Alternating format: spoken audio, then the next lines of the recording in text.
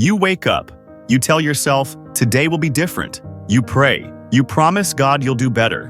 But by noon, you've already fallen again. And the voice comes. You'll never change. You're not strong enough. Maybe God is tired of you.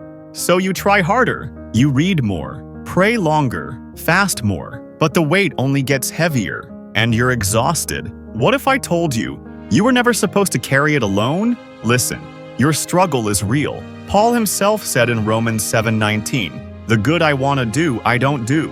The evil I don't want to do, I keep doing." Even the greatest apostle fought this. Moses murdered a man. He ran. He hid. For 40 years. He thought God was done with him. But God wasn't. Peter denied Jesus 3 times. He wept bitterly. He thought he'd disqualified himself. But Jesus came back for him. David committed adultery, then murder. He lost his child. His kingdom nearly fell. But listen to what he wrote in Psalm 51:17.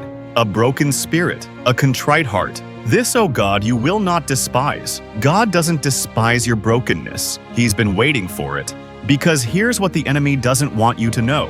You were never meant to succeed in your own strength. Romans 8:1 says this, "There is no condemnation for those who are in Christ Jesus." Not no condemnation when you finally get it right. Not no condemnation after you prove yourself. No condemnation.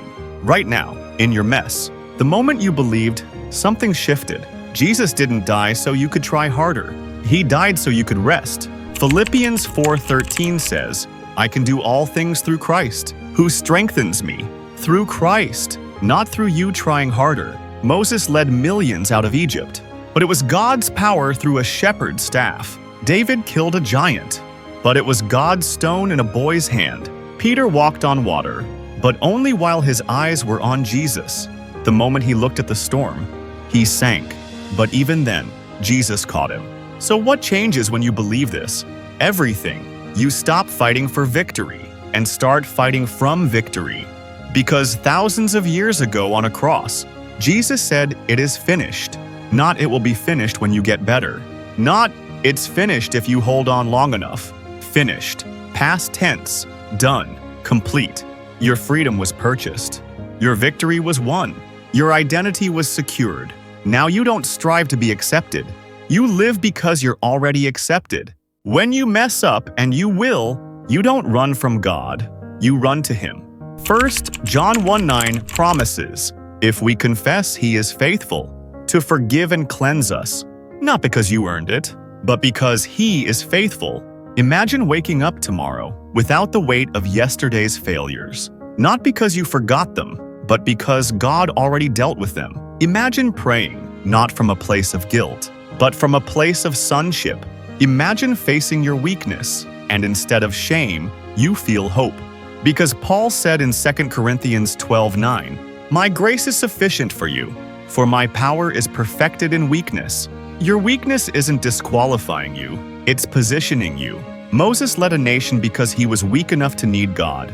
Gideon defeated armies because he was too afraid to do it alone. God reduced his army to 300, so no one could say they did it themselves. Mary became the mother of Jesus, not because she was powerful, but because she said, "I am the Lord's servant." God is not looking for the strong, He's looking for the surrendered. And here's the promise. Isaiah 40:31 says, "Those who wait on the Lord will renew their strength. They will soar on wings like eagles. They will run and not grow weary, walk and not faint." Not because of what you did, but because of what He's doing in you. So stop fighting alone. Stop trying to earn what's already yours. Jesus is not waiting for you to get better. He's waiting for you to surrender. Matthew 11:28 is His invitation. "Come to me, all who are weary and heavy laden, and I will give you rest." Not "I'll give you a strategy," not "I'll give you 10 steps." Rest, because Psalm 127 verse 2 says, "In vain you rise early and stay up late, for He gives sleep to those He loves." God is not angry at you. He's not disappointed. He's not keeping score. He's your Father, and He's been fighting for you, even when you thought you were fighting alone. So right now, wherever you are, stop striving. Lift your hands, open your heart, and say this simple prayer. "Jesus, I can't, but you can. I surrender my strength for yours. I trade my burden for your rest." I'm yours. Make me new. And watch as the God who parted seas, who raised the dead, who conquered death itself, moves the mountains in your life that you could never move alone, because the battle was never yours, it's His, and He's already won. Welcome home, child of God. Your struggle ends where His strength begins. I'll see you in the next one.